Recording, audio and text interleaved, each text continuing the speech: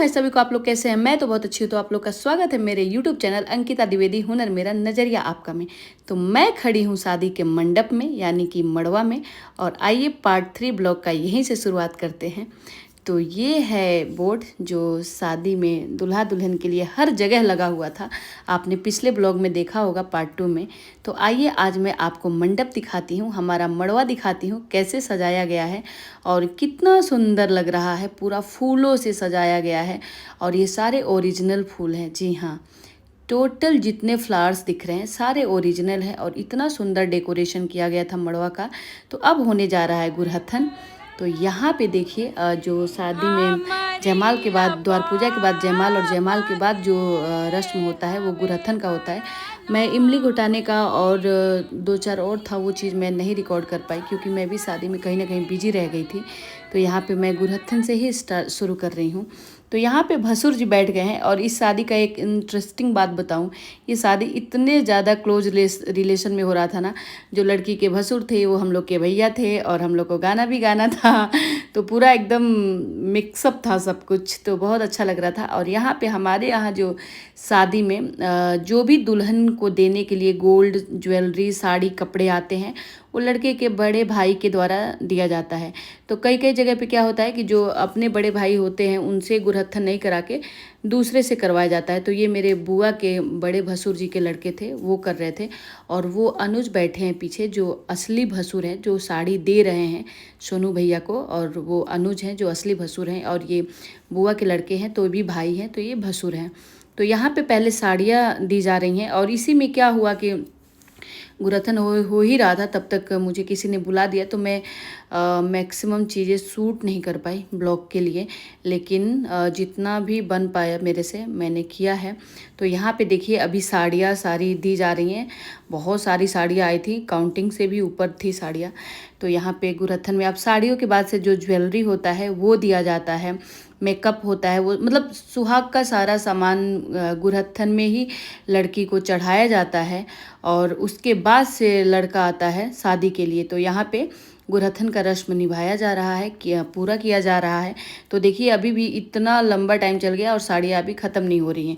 और फिर भी मैंने अभी पूरा वीडियो नहीं शूट किया था क्योंकि बीच में मैं चली गई थी जब वो गोल्ड वगैरह का किया जा रहा था। तो आई थिंक 1 या 2 करके मुझे किसी ने बुला दिया तो मैं चली गई थी। तो अभी तो ये साड़ियों का ही क्रम चल रहा है अभी तक।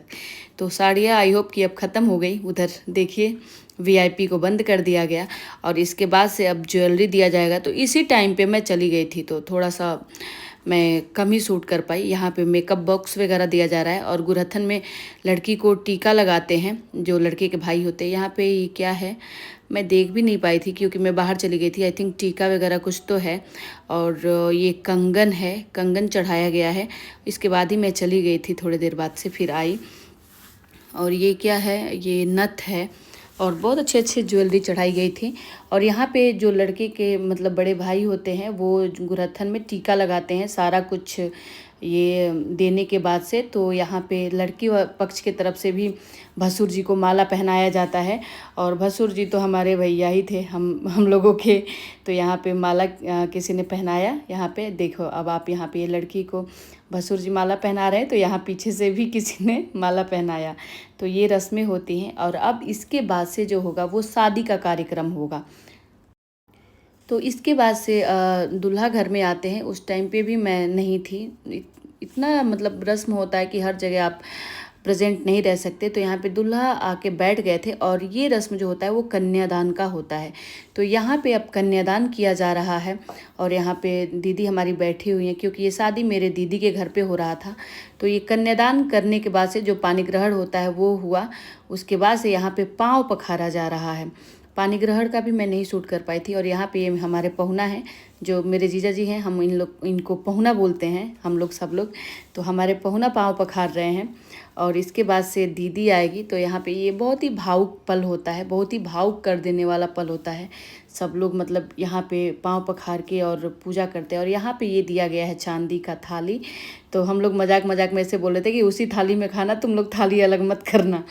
इसके बाद से मेरी दीदी आएगी, वो पाँव पखारेगी। तो आइए बारी बारी से इसमें सब लोग जो बड़े छोटे नहीं, जितने घर के बड़े लोग होते हैं सब लोग पाँव पखारते हैं। तो ये मेरी दीदी है, दीदी पाँव पखार रही हैं दोनों लोग को। और उसके बाद से पाँव पखारने के बाद से गिफ्ट दिया जाता है लड़का लड़की को। तो जीजा जी ने जो हमारे पहुना ने वो चांदी का थाली दिया। और यहाँ पे दीदी अब क्या देने वाली है वो आप लोग देखिए।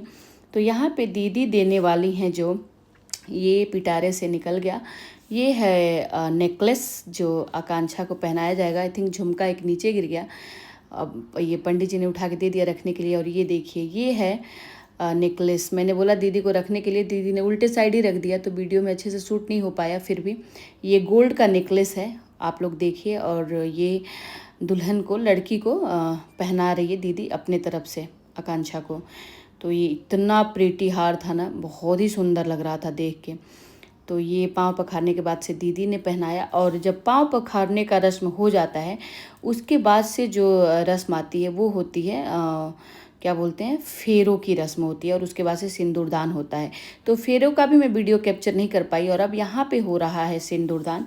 तो सिंदूरदान के समय हमारे यहाँ जब सिंदूर लगाया जाता है तो सारे लड़कों को हटा दिया जाता है, इवन कैमरे वाले भी नहीं रहते हैं, बस लेडीज़ रहती हैं। और बाद में आके बस वीडियो शूट करा दिया जाता है, ठीक है। तो यहाँ पे अब शादी की सारी रस्में हो गई, शादी फाइनली हो गई। तो आप लोग ज़रूर बताइएगा कि मेरा ये शादी वाला ब्लॉग आप लोगों को कैसा लगा। और अच्छा लगा तो मेरे चैनल को सब्सक्राइब करिए, वीडियो को लाइक करिए और मुझे ढेर सारा प्यार दीजिए और मुझे और आगे बढ़ाइए। और ज़रूर बताइएगा कि मैं कैसा ब्लॉग बना रही हूँ और मेरा शादी का गेटअप कैसा लगा। और ढेर सारा कमेंट करिए। आप लोग वीडियो तो देखते हैं, कमेंट नहीं करते हैं। तो मिलती हूँ नेक्स्ट ब्लॉग में, तब तक के लिए बाय बाय। आप अपना ख्याल रखिए।